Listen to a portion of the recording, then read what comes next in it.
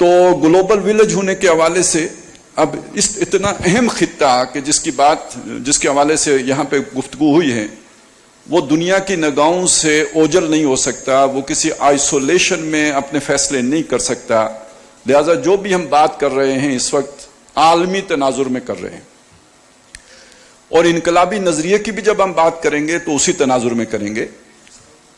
اور اس بات کو سمجھ لیجئے، بہت اہم بات ہے کہ پچھلی صدی میں، یعنی جسے ہم 20ویں صدی کہتے ہیں، اس میں جو نیشن سٹیٹس کا تصور سامنے آیا تھا، یہ گلوبل ولیج کی ضروریات سے ہم آہنگ نہیں ہے. کیونکہ گلوبل ولیج کا مطلب کیا ہے کہ دنیا گاؤں کی مانند سکڑ چکی ہے، فاصلے مٹ چکے ہیں، لوگ آپس میں یعنی معاشی طور پر بھی، یعنی سماجی طور پر بھی، سیاسی طور پر بھی ایک دوسرے کے ساتھ اس طرح رابطے میں ہیں جیسے پہلے گاؤں میں لوگ ہوتے تھے. اس طرح کمیونیکیشن ہوتی ہے، اس طرح جو ہے وہ خرید و فروخت ہوتی ہے، اس طرح معاشی ایکٹیویٹی ہوتی ہے جیسے پہلے گاؤں میں ہوتی تھی. یہ گلوبل ولیج کا مطلب ہے. اب اس کا ایک لازمی تقاضا یہ ہے کہ جیسے گاؤں میں ایک چودھری ہوتا ہے، جیسے کسی ایک سلطنت میں ایک بادشاہ ہوتا ہے، تو پوری دنیا کا بھی تو ایک حکمران ہو، پوری دنیا میں حکومت بھی ایک ہو، پوری دنیا کا آرڈر بھی ایک ہو، پوری دنیا میں نظام سیاست بھی ایک ہو، تب جا کے گلوبل ولیج میں امن ہو سکتا ہے. اگر کسی ایک گاؤں میں 2 چودھری ہوں تو امن نہیں ہوتا، اور اگر ایک کسی ریاست میں بادشاہت کے 2 دعوے دار ہوں تو امن نہیں ہوتا.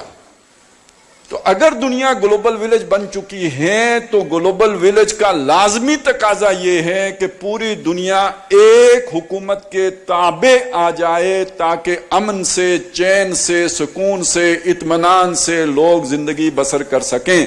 اور جب تک دنیا میں کثیر ممالک رہیں گے، جنگیں ہوتی رہیں گی، جنگ عظیم اول ہوگی، جنگ عظیم دوم ہوگی یا ہو چکی، تو جنگ عظیم سوم بھی لازمی ہوگی، اسے کوئی روک نہیں سکتا. اس لیے کہ پھر کلیش آف انٹرسٹ ہوگا، اس لیے کہ پھر ارج ٹو ڈومینیٹ جو ہے وہ کسی ہٹلر کو کسی بھی وقت کسی دوسرے ملک پر چڑھ دوڑنے پر مجبور کر دے گی.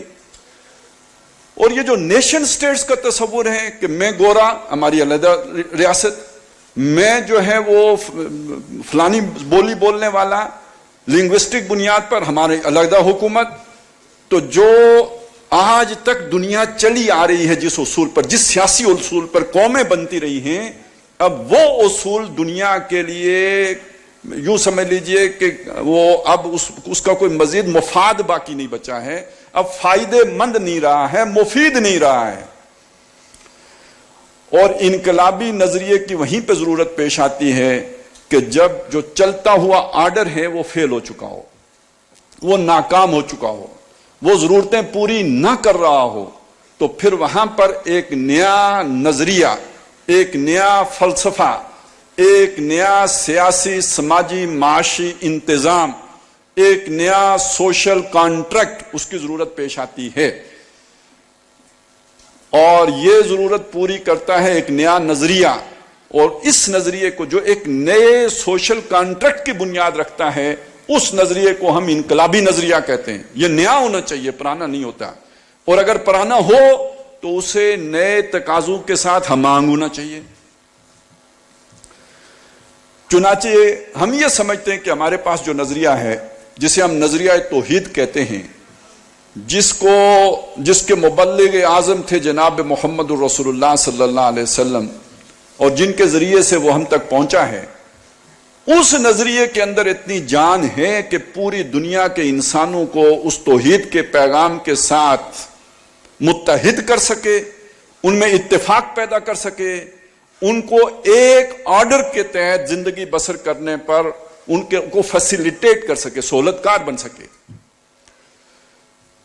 کیونکہ یہ رنگ و نسل کی بات نہیں کرتا، یہ 1500 سال پہلے کا پیغام ہے. کسی عربی کو کسی اجمی پر، کسی اجمی کو کسی عربی پر، کسی گورے کو کسی کالے پر، کسی کالے کو کسی گورے پر کوئی فضیلت حاصل نہیں ہے مگر تقوی کی بنیاد پر.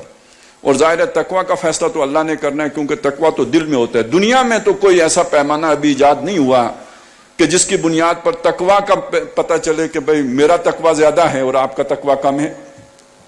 شکل و صورت سے تقوی کا نہیں پتہ چلتا. التقوی ہاں ہونا فرمایا گیا تقوی دل میں ہوتا ہے. تو جب دل میں ہوتا ہے تو پھر علیم بذات صدور جانتا ہے.